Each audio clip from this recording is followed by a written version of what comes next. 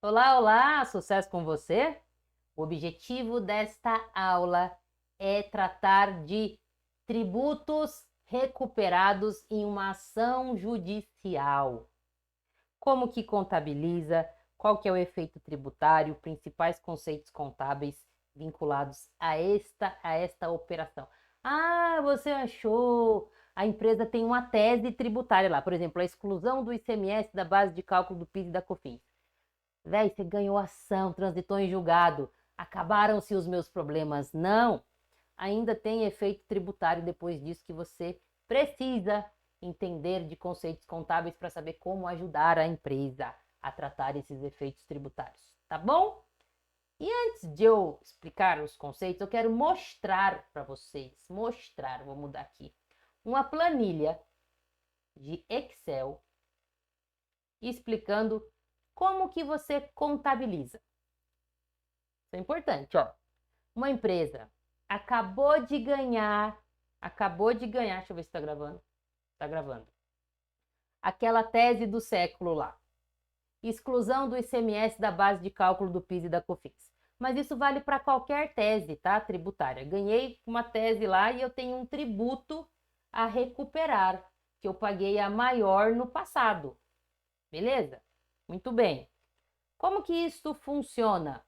Gente, um tributo que você pagou a maior no passado e que você ajuizou uma ação para recuperar esse tributo, quando você ganha esta ação, este crédito que você tem, isto é um direito, não é um direito que você tem? Contra quem? Contra o fisco. O fisco tem que te devolver este dinheiro. Você tem um direito. E se é um direito, é um ativo. Ativo. Beleza? Muito bem. Então, quando você ganha uma ação judicial, você já sabe que esse valor aí que você recuperou é um ativo. Vamos ver como que contabiliza esse ativo? Neste exemplo aqui, ó, eu estou dizendo que essa empresa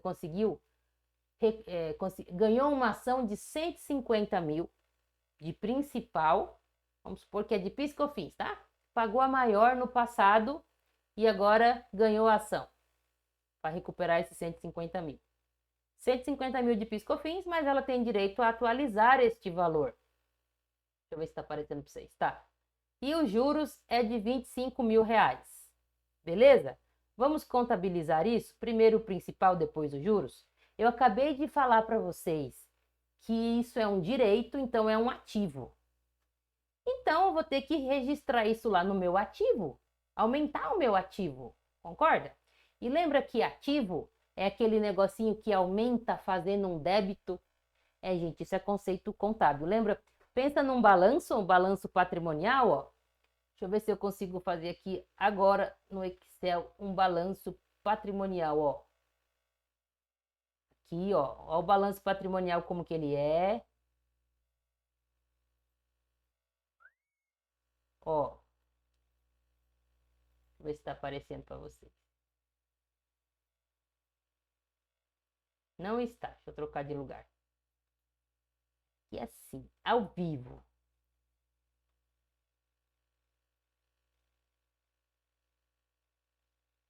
E a cores.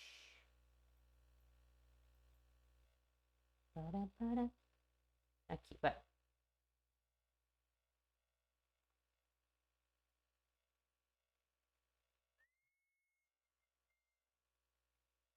Aqui, na hora, ó.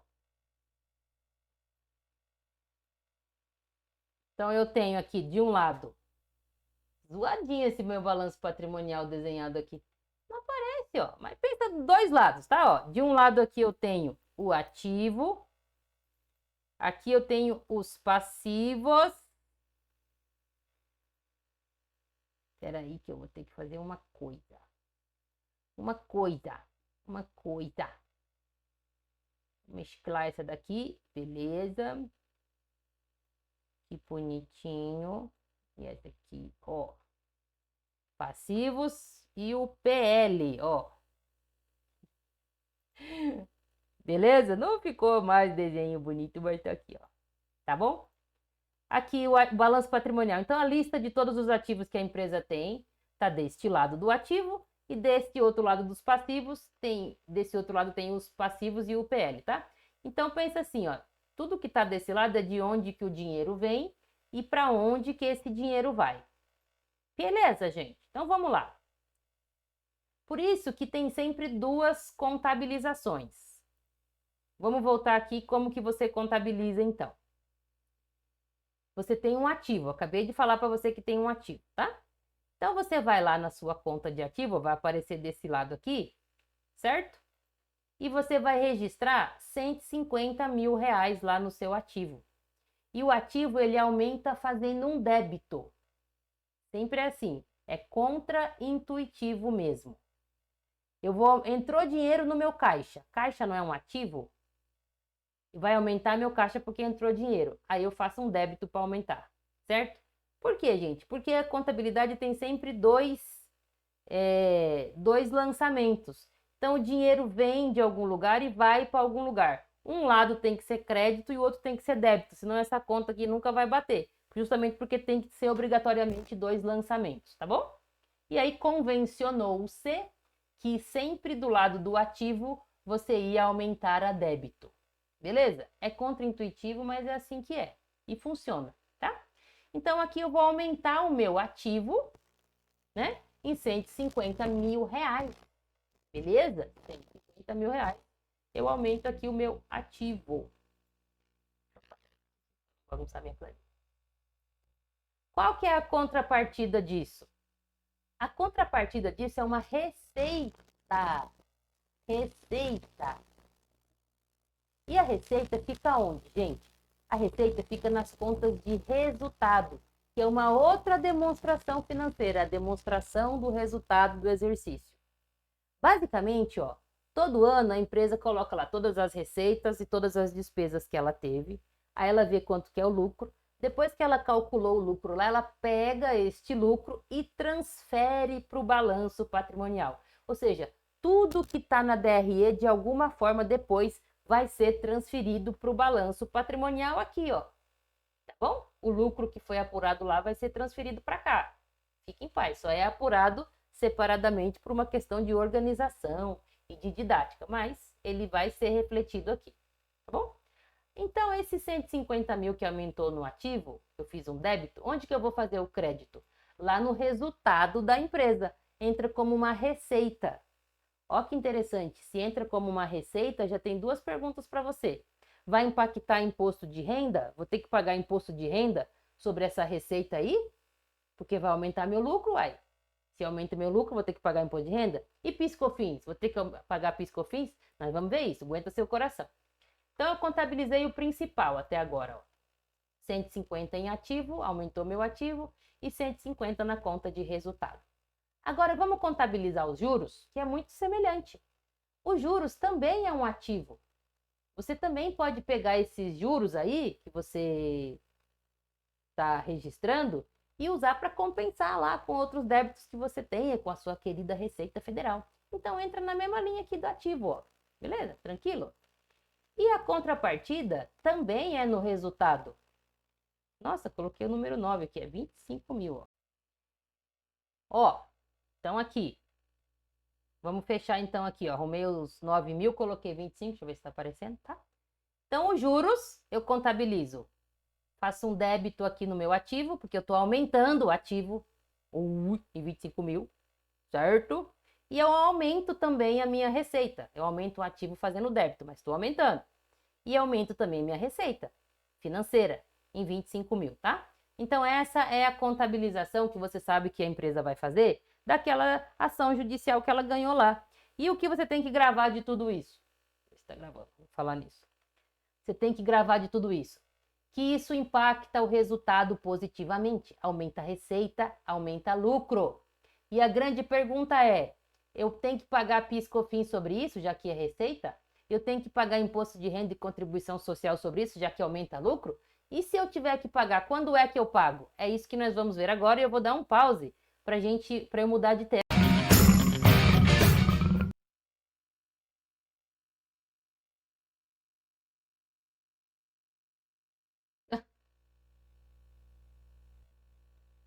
Voltou aqui, ó. Espera aí, gente. Agora acho que acertei. Não vou editar, pá, vai ficar assim.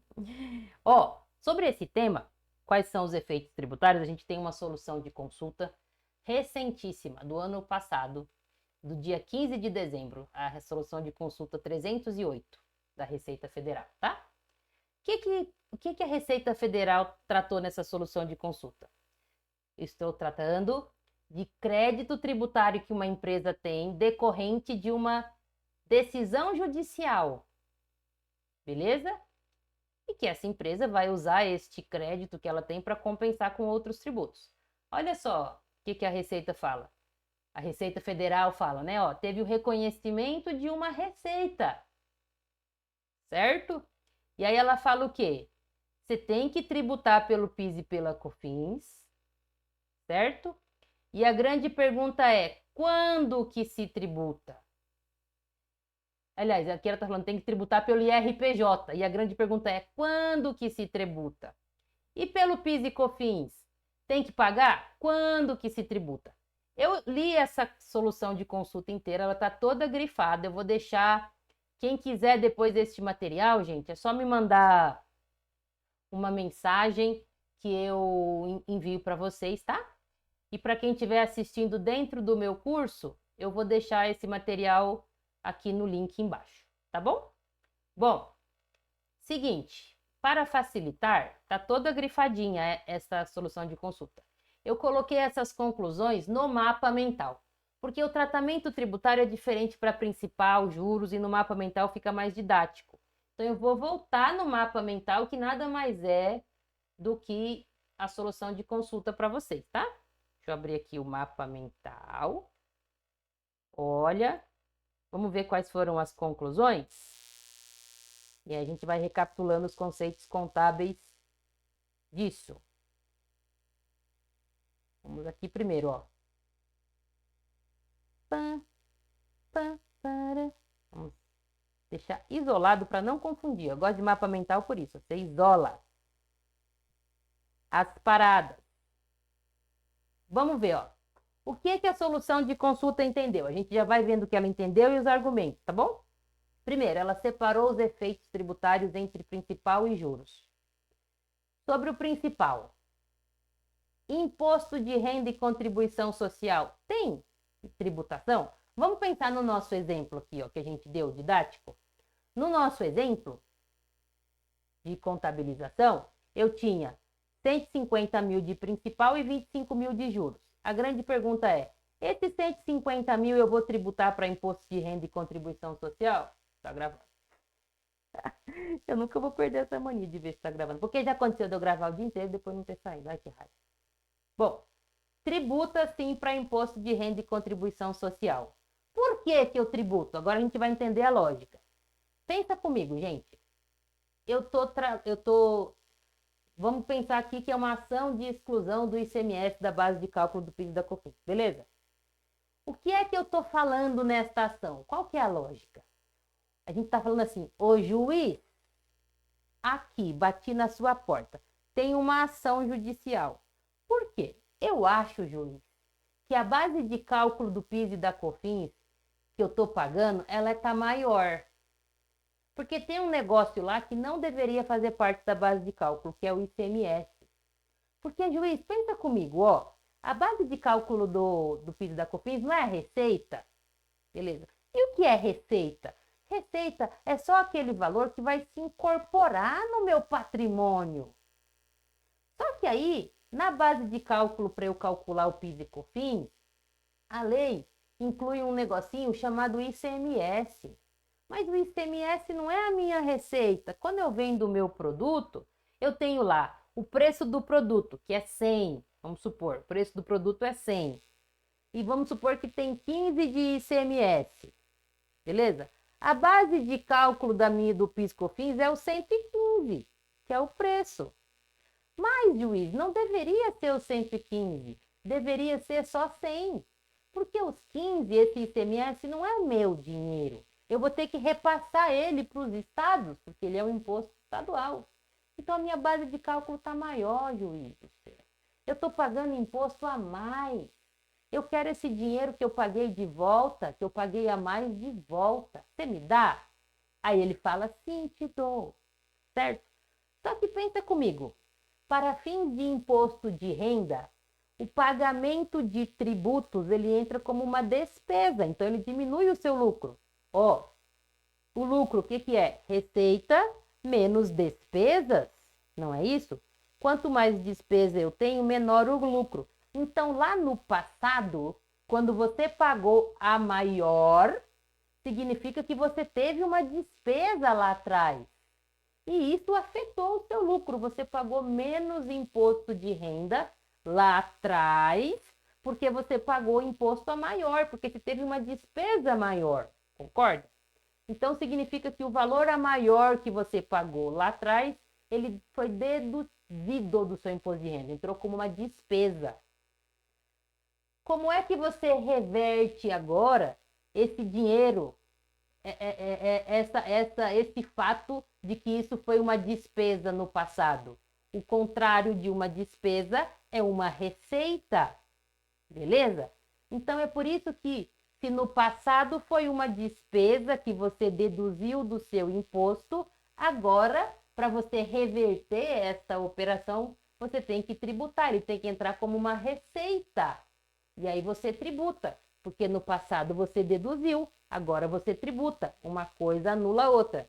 É por isso que tem incidência do PIS, do Imposto de Renda e da Contribuição Social sobre os valores recuperados. Tem incidência desde que no passado este valor tenha entrado como despesa. Então você precisa confirmar com o cliente. Geralmente os tributos que a empresa paga entram como despesa, tá bom, gente? Então fique em paz, geralmente é assim, mas não custa confirmar. Vai que um caso específico, né? Esse valor não entrou como despesa no passado, então se não tiver entrado como despesa, em tese você não precisaria tributar agora. Mas como a maior parte dos casos entrou como uma despesa no passado, o jeito de reverter isso é tributando agora. E este é o motivo pelo qual tem incidência do imposto de renda sobre o principal. Esses 150 mil do nosso exemplo vai pagar imposto de renda sobre isso, beleza? E agora? E tem PIS/COFINS também? Porque eu não contabilizei como receita, a gente viu como que contabiliza. Tem PIS/COFINS também? PIS/COFINS não. Por que que não tem? Agora você tem que entender a lógica. Porque isso não é uma receita nova. Isto é apenas um valor que você desembolsou a maior no passado. E agora você está recuperando o dinheiro que você já desembolsou no passado. Então, isso não é receita nova para fins de PIS e COFINS. E é por isso que a própria Receita Federal concorda que não vai ter PIS e COFINS sobre o principal. Estamos falando só do principal. Fechamos o raciocínio do principal. Vamos analisar qual é o efeito tributário dos juros. No nosso exemplo, os juros são de R$25 mil. Beleza? Qual que é o efeito dos juros? IRPJ e CSL tem sobre os juros? Não tem. Por que é que não tem? Porque teve um julgamento do STF em 2021 falando que não incide imposto de renda sobre atualização pela taxa Selic. E aqui nós estamos falando de um tributo federal, mas vale para qualquer recuperação tributária que seja atualizada pela Selic, que é a maior parte, tá bom? Não tem imposto de renda sobre a Selic. Vou passar rapidamente. Por que é que não tem imposto de renda sobre a Selic? Por que que o STF julgou assim? Porque a Selic, ela é uma taxa de atualização que tem dois pilares. Dentro da mesma taxa tem dois pilares, ela tem dois objetivos. Um dos objetivos é fazer a correção monetária dos valores e o outro objetivo é remunerar com juros. E qual é a diferença de correção monetária e juros? Correção monetária nada mais é do que a atualização do seu valor, do seu dinheiro no tempo. É só a garantia de que seu dinheiro não vai perder valor. Por exemplo, você tem R$100 hoje, em 2023. Você consegue comprar as mesmas coisas com esses R$100 que você conseguia comprar lá em 2019? Não, porque os preços aumentaram. Em 2019, o pacote de arroz custava R$ 5. Hoje ele custa R$ 20. Eu não sei se é R$ 20. O Luiz que faz compra aqui em casa, eu não sei quanto que é o pacote. Só sei que tá caro, que aumentou. Então, o seu poder de compra, os mesmos R$ 100, tinha um poder de compra em 2019 e outro poder de compra agora em 2023, tá bom? Quando você faz a correção monetária, você não está ganhando e nem perdendo. Você só está mantendo o poder de compra do seu dinheiro. Então é como se, por exemplo, R$ 100 em 2019, hoje em dia, para você comprar as mesmas coisas que você comprava em 2019, você precisa de R$ 200, vamos imaginar, tá? Vamos supor que é isso, eu não sei quanto que é a inflação de lá para cá, tá bom? Então, correção monetária não tem aumento do seu patrimônio. Você só está mantendo o valor do seu dinheiro no tempo. Tranquilo até aqui? Já os juros, não. Os juros está aumentando o seu patrimônio. Vamos imaginar que você me empresta R$ 200.000 e você fala, me pague daqui um ano com 10% de juros. Daqui um ano, eu vou te dar de volta os 200 mil que você me emprestou. Isso não aumentou e nem diminuiu o seu patrimônio, está exatamente igual. Mas os juros que eu vou te pagar, os 10% lá de juros, tá? Os R$ 20.000 no caso, e isso aumenta o seu patrimônio. Porque eu tô te remunerando por você ter deixado o seu dinheiro comigo, tá bom? Então o juros, sim, ele aumenta o patrimônio, tá? E o imposto de renda, ele só incide quando tem aumento patrimonial. Se não tiver aumento patrimonial, não tem imposto de renda. Toma água. Misericórdia. Secou garganta. Bom, fechou a lógica? Imposto de renda só incide quando tem aumento patrimonial. Se não tiver, não pode ter imposto de renda, certo? Como a Selic tem essas duas pontas, a correção monetária e os juros, e não dá para separar qual que é qual, não pode incidir o imposto de renda.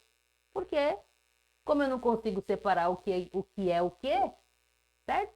Então, a lógica é não incide sobre nada. Porque eu não posso cobrar imposto de renda sobre uma parte que não está tendo aumento do seu patrimônio, só está mantendo o valor do seu dinheiro no tempo. Essa é a lógica pela qual o STF julgou que não incide imposto de renda nem contribuição social sobre taxa Selic. Tá bom?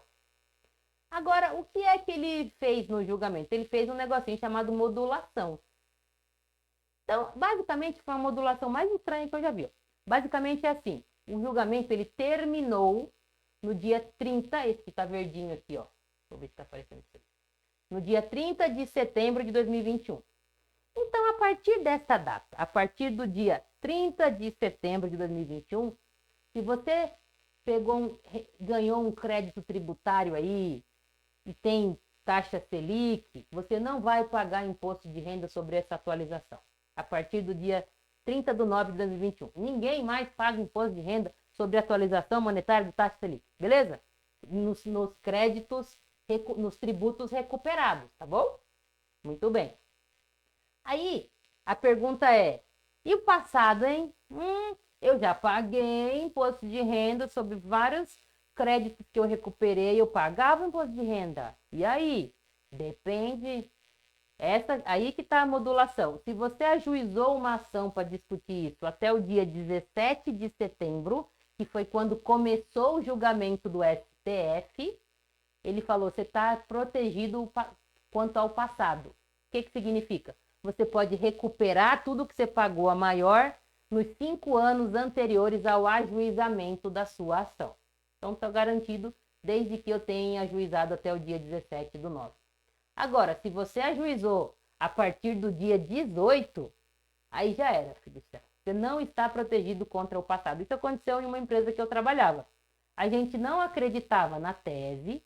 Aí, quando o julgamento começou, a gente viu os votos favoráveis vindo. E aí, a gente ajuizou a ação no dia 20, eu acho, se não me engano. E aí veio a modulação. A gente não conseguiu para o passado, certo? Olha que interessante. Este caos real para você, tá bom? Então, resumo da ópera. Nesse caso, se você ajuizou depois do dia 19, você não está protegido quanto ao passado. E outra coisa interessante que o fisco, que a modulação fez. Se no passado você não ajuizou a ação, você não fez nada, mas também você não pagou o imposto, o STF falou assim, viu, vamos esquecer o passado, tá? O imposto que não foi pago, quem pagou não recupera se não tiver ação. Agora, quem deixou de pagar também não pode ser autuado. O passado morreu, certo? Então, gente, o que a Receita... Eu contei tudo isso para dizer que a Receita Federal, na solução de consulta, ela fala, não tem imposto de renda sobre a Selic, mas você tem que obedecer o marco temporal decidido pelo STF. E o marco temporal é isso aqui, tá? Então, depende da data. Se você tem uma decisão que transitou em julgado, depois do... E você está pegando tributo a maior, certo? Você está recuperando e, obviamente, vai ser atualizado pela Selic. Se isso for depois de setembro de 2021, você está garantido. Se for antes, você vai ter que ver essas situações aqui temporais da modulação. Muito que bem. Resumindo, para imposto de renda, contribuição social, então, não tem... Sobre os juros, né? Sobre os juros que a gente está falando, não tem imposto de renda e contribuição social por conta da decisão do STF. E PIS/COFINS? Lembra que no principal não tinha PIS/COFINS? E nos juros tem? Aí tem. Nos juros tem. Por quê? Porque isso sim é uma receita nova. Isso é receita financeira. Receita financeira. Então tem PIS/COFINS. Beleza? Tranquilo? Então este foi o entendimento do STF, ó, da solução de consulta. Vamos recapitular? Para o principal, imposto de renda tem. PIS/COFINS? Não tem. Para os juros, imposto de renda não tem, PIS/COFINS tem. Troca, tá?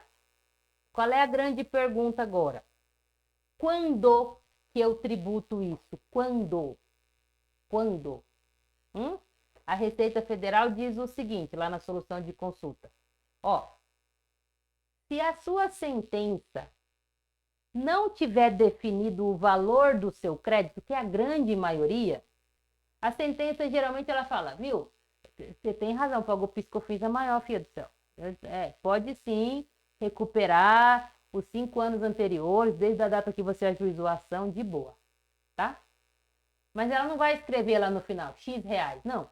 Isso você vai ter que fazer os cálculos, juntar suas notas fiscais, mó rolê para fazer isso, tá certo? Então não tem o valor lá na sentença, e a grande maioria é assim. Aí a Receita fala, nesse caso, quando não tem o valor, você vai tributar no dia que você fizer a sua declaração de compensação. E faz todo sentido, gente. Certo? Porque no dia... Qual é o caminho do crédito tributário? Ó, isso é importante. Transitou em julgado. Pá, deixa eu ver se está aparecendo ali para você. Tá. Transitou em julgado. Não é automático. Você pega essa decisão, todos os documentos, bate na porta da Receita, estou falando de crédito federal, tá? E você habilita este crédito. O que é habilitar o crédito? É só a Receita Federal ver se a sentença existe mesmo. Vai que você falsificou uma sentença? Existe, gente.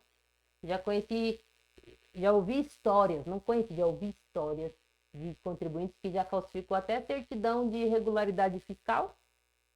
Então tem trambiqueiro, né? Então a Receita Federal vai ver se a sentença existe, se você realmente é você, se você é que tem direito a esse crédito. É isso, ela vai ver formalidade. Ela não vai falar, esse valor que você calculou está certo. Não é isso. A habilitação não serve para isso. Então, até agora, transitou, habilitou. Depois que ela homologa, fala formalmente está cumprido, você pega esse dinheiro que você calculou, esse crédito, e aí você fala assim, ó, eu tenho um crédito aqui de PIS e COFINS, e eu tenho que pagar imposto de renda, velho. Eu tenho um crédito de 60 milhões de PIS e COFINS, e estou devendo 100 milhões de imposto de renda.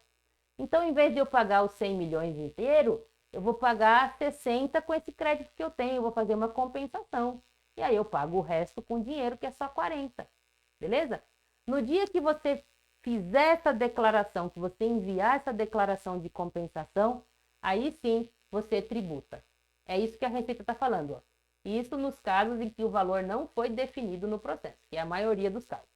Só que aí que a Receita vem aqui embaixo e fala assim, mas, ó as ideias.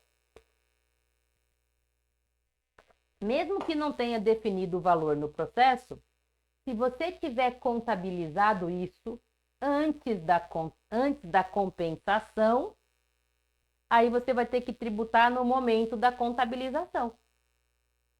Só que na prática, gente, a empresa sempre, na maior parte das vezes, vai contabilizar antes de compensar. Então a Receita está tentando dar um migué aqui para cobrar imposto antes, no momento antes do devido.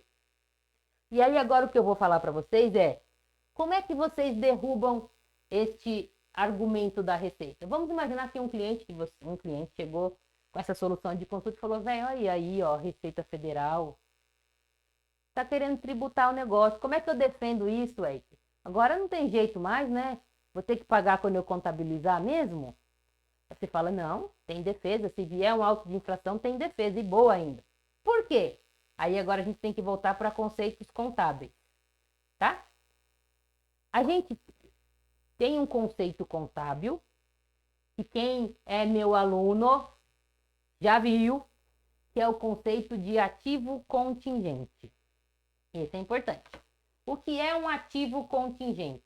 Ativo é um direito que você tem, ou um bem ou um direito, tá bom? Certo? Aí, quando você tem um processo judicial,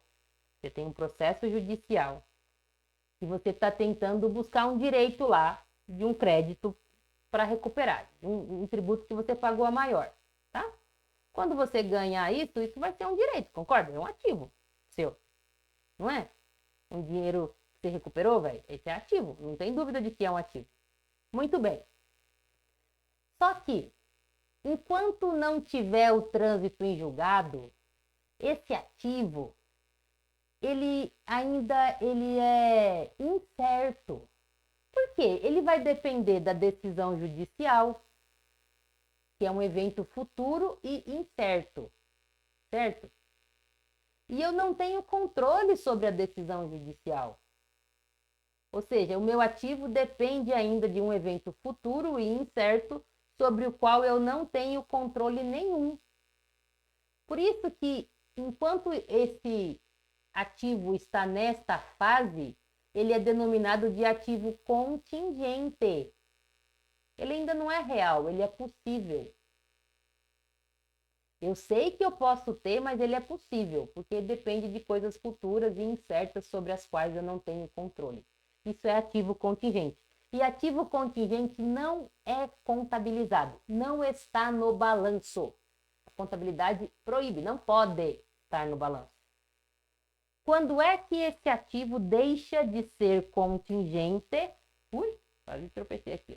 Quando é que esse ativo deixa de ser contingente e passa a ser um ativo que pode ser contabilizado? Quando a entrada desses recursos financeiros se tornar praticamente certa. Essa palavra não estou inventando, é uma palavra da contabilidade, beleza? Da contabilidade, do CPC 25, que fala lá, certo? Quando esse ativo for praticamente certo, a entrada de recursos, ele deixa de ser contingente. E aí discutiu-se, né? Principalmente nesse caso da exclusão do ICMS da base de cálculo do PIS e da COFINS, e para definir, então, quando é que passa a ser praticamente certo? Passa a ser praticamente certo quando transita em julgado. Quando transita em julgado, esse ativo passa a ser praticamente certo. E ele passando a ser praticamente certo, a empresa é obrigada praticamente a contabilizar, principalmente empresas que são auditadas pelas Big Four da vida, Ernst Young, Price, KPMG, Deloitte, elas exigem a contabilização, tá bom? Porque agora o ativo é praticamente certo.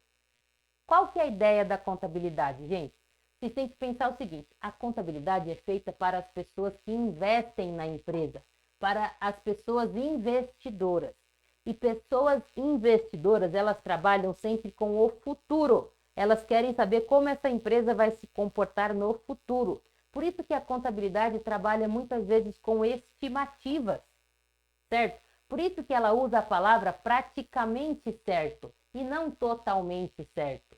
Porque para eu contabilizar este ativo, quando transita em julgado, veja bem, eu ainda não sei se a Receita vai aceitar o valor, eu ainda não sei se ela vai habilitar, mas para fins contábeis eu posso fazer uma estimativa, mais ou menos, e jogo no balanço. Porque para os investidores uma estimativa é suficiente, porque o investidor ele quer ter uma noção de futuro. E todo mundo sabe que o futuro nunca é certo, sempre tem uma incerteza. Tá? Então pensa comigo, ó, a lógica da contabilidade muitas vezes é para o futuro.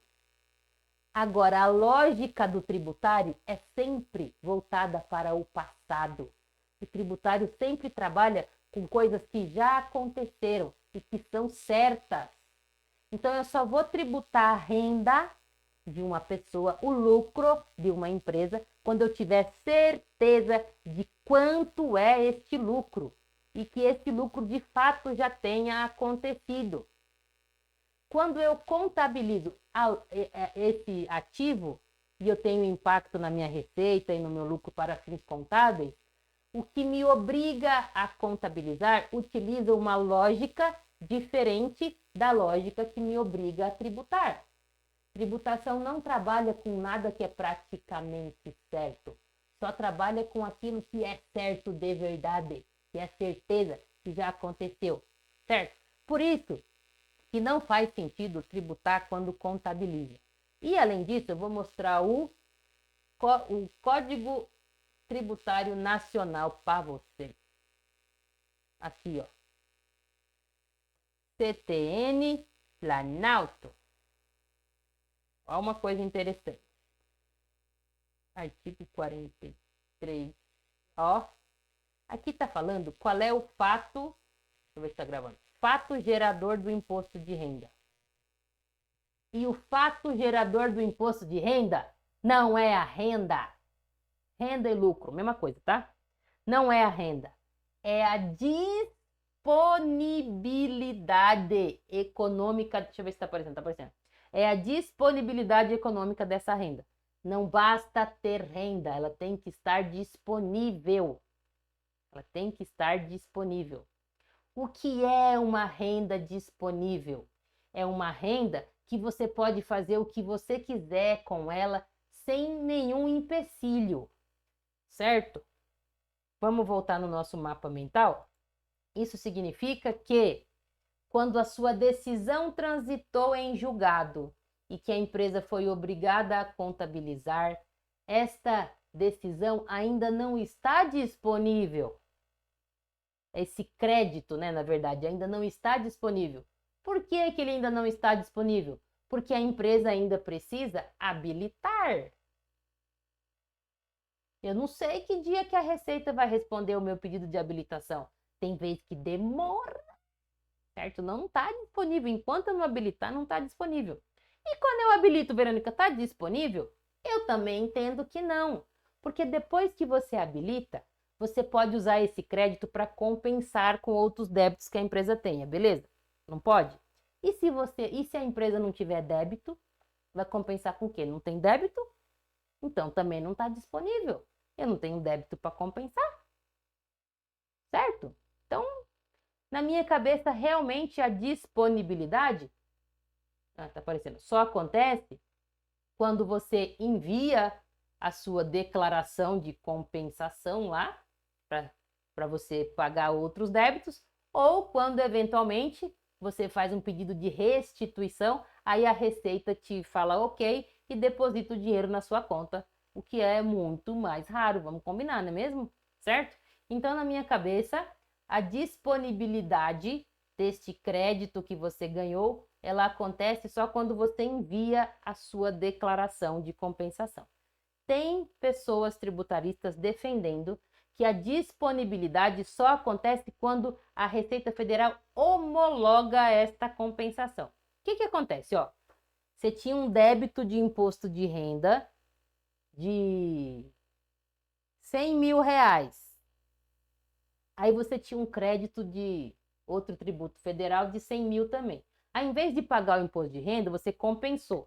Beleza. Zerou seu débito ali? Não. a Receita Federal vai ter que analisar se o crédito que você usou é bom. E ela tem 5 anos para fazer isso depois que você envia o seu pedido de compensação, certo? Se dentro de 5 anos a Receita não falar nada, beleza, morreu para sempre este débito que você pagou. Agora, dentro de 5 anos, a Receita pode falar, viu, esse crédito que você usou não presta não, filha do céu. Não gostei dos documentos, não tem documentos, você não conseguiu provar que ele existe. Ó, não serve esse crédito, certo? Então, essas são as possibilidades. Tem gente que fala que só vou ter disponibilidade jurídica mesmo desse crédito que eu usei no dia que a Receita homologar essa compensação, que ela tem 5 anos para isso, certo? Eu, Verônica, sendo muito honesta com vocês, eu acho um pouco forçada essa tese. Porque é o seguinte, ó, no momento que você compensou ali, você já economizou caixa. Já teve um impacto para a empresa. Não saiu caixa. Ao invés de sair caixa, você usou um crédito para pagar um tributo, entendeu? Então já teve ali um benefício econômico, tá certo? Mas enfim, essa é a minha opinião, certo? E tributário é assim, existem várias opiniões. E se você tiver um cliente que queira tentar, existem algumas decisões judiciais até que falam que a compensação, que essa tributação deve ocorrer só no momento da homologação. São poucas, mas existem. Então, se você quiser brigar por isso, também dá, certo? Beleza? Então, mas para finalizar aqui, ó, o nosso raciocínio.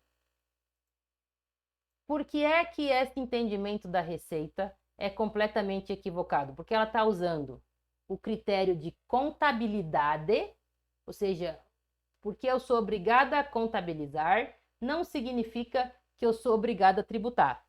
Porque a lógica da contabilidade é uma e a lógica do tributário é outra. A lógica da contabilidade muitas vezes trabalha com estimativas olhando para o futuro.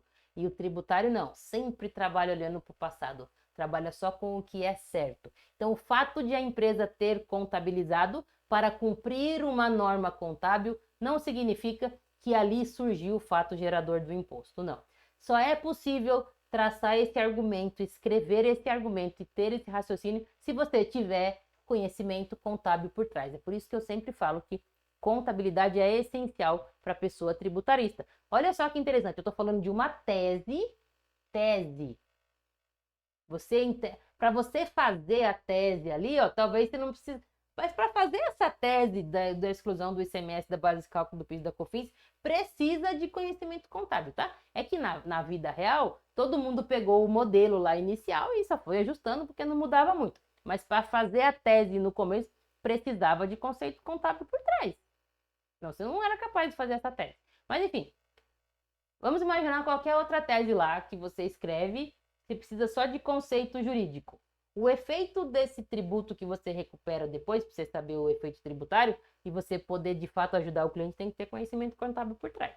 Aí você se diferencia, tá? Você consegue discutir de igual a igual ali com o cliente e com o contador ou contadora desse cliente. Beleza, gente? Beijo no coração de vocês.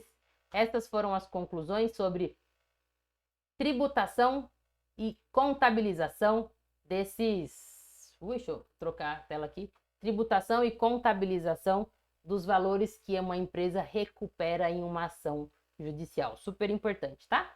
Beijo para vocês e sucesso!